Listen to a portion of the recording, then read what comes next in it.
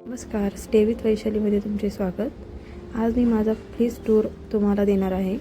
माझा फ्रीज मी कसा क्लीन केला आहे आणि कसा ऑर्गनाईज ठेवते ते तुमच्यासोबत शेअर करणार.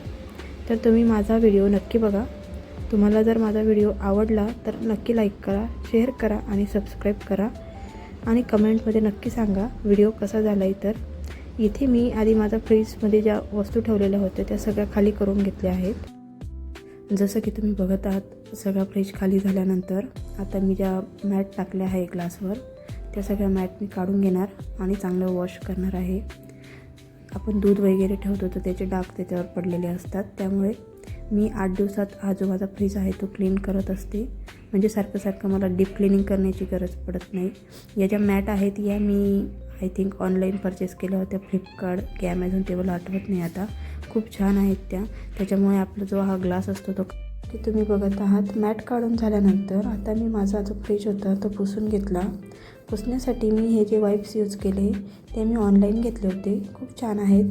एकदा यूज केल्यानंतर तुम्ही त्याचा 100 वेळा यूज करू शकता असं त्यांनी तिथं मेन्शन केले होते, त्याच्यामुळे मी ते ऑनलाईन घेतले होते. तर मला तर ते खूप आवडले आहेत. मी किचन ओटा पुसण्यासाठी पण त्याचा यूज करते. आता तुम्ही बघत आहे जसं की मी आता ग्लास पुसते आहे. ग्लासला एखाद्या रफ कपड्याने पुसण्यापेक्षा त्याच्यावर क्रॅश वगैरे पडतात, तर तुम्ही याच्याने पुसू शकता. खूप छान आहेत ते, मला तर खूप आवडले. तुम्हालाही नक्कीच आवडतील. बघा, आता फ्रीज पुसून झाल्यानंतर मी तुम्हाला दाखवते किती क्लीन झाला आहे आणि छान दिसतो आहे. तुम्हाला जर हे वाईप्स परचेस करायचे असतील तर मी याची लिंक व्हिडिओच्या खाली शेअर करते. तुम्हाला ज्याला हवे असेल त्यांनी नक्की घ्या. खूप छान आहेत ते, मला पर्सनली खूप आवडले आहेत.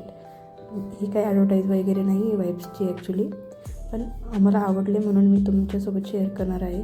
त्याच्यासोबत मी जे कंटेनर यूज करते भाज्या स्टोअर करण्यासाठी त्याची लिंक तुम्हाला देईन, बघा जाऊन आणि नक्की घ्या. त्याच्यात मी जो बॉक्स यूज करते त्याच्यात 6 ग्रेडवाला, तर तो खूप छान आहे. आपल्या रेग्युलरच्या भाज्या वगैरे ज्या असतात ना, ज्या भाजीला लागतं, अद्रक, कोथिंबीर, कढीपत्ता, मिरची, या सगळ्या गोष्टी आपण एकाच बॉक्समध्ये स्टोअर करू शकतो. आता इथे मी एक करून भाज्या भरून हे सगळे बॉक्स ठेवून देत आहे. हे साईडचे बॉक्स खूप छान आहेत आणि त्याच्यामध्ये भाजीही खूप असते.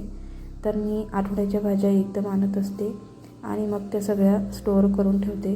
सारखं आणण्यापेक्षा हे आपल्याला खूप इझी पडतं. मुलांचा सकाळी डबा असतो तर रोज काय करावं याचा प्रश्न आपल्याला पडत नाही. इथं जसं की तुम्ही बघत आहात, मी आता सगळ्या भाज्या धुवून घेतल्या होत्या आणि मग त्यांना थोड्याशा सुकून मग आता ते सगळे बॉक्समध्ये भरले आहेत. हे जे मसाल्याचे बॉक्स होते ते मी जसेच्या तसेच राहू दिले होते. ते तुम्ही एखाद्या बॉक्समध्ये पण स्टोअर करून ठेवू शकता. हे बघा, साईडचे बॉक्स किती छान दिसत आहेत. तर आणि ते मी काही जास्त महागही नव्हते घेतले, 250 रुपयाला 6 घेतले होते. भाज्याही खूप असतात त्याच्यात. त्यानंतर